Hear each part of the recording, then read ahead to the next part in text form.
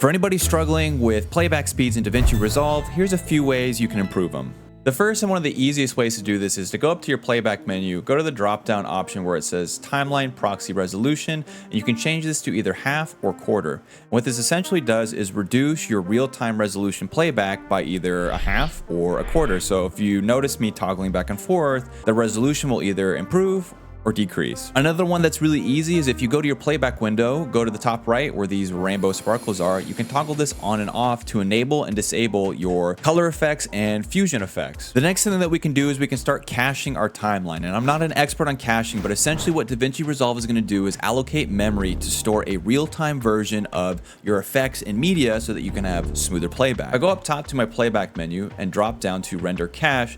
I can toggle this either to smart or user, and what'll happen is that you'll see these orange bars come above your effects and your clips. Since I have this on smart, I'll need to start playing my media back. You'll see it's very choppy at first, but if I let this render cache turn to blue, you'll notice we have a much smoother playback. Something else that we can do is we can generate optimized media or generate proxies in our media pool. If I go up to one of my files that is at a bigger resolution, I can right click on this and go down to generate optimized media.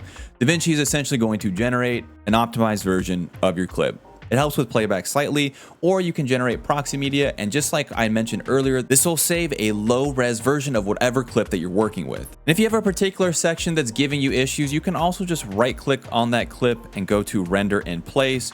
Choose whatever settings are appropriate to you, hit render, choose a folder, give it a second to render that clip in place, and you should have that video rendered in place with some pretty smooth playback. The only caveat to this, and somebody can correct me if I'm wrong, but DaVinci will use whatever rendered version you have on your timeline. So if you rendered at a lower resolution than you plan on exporting, make sure you right click and hit decompose to original before exporting your final version. Here's a quick screenshot of my settings. The only thing I'll point out is that my working folders are saved to a local hard drive. Don't use external. Hope this helped you guys.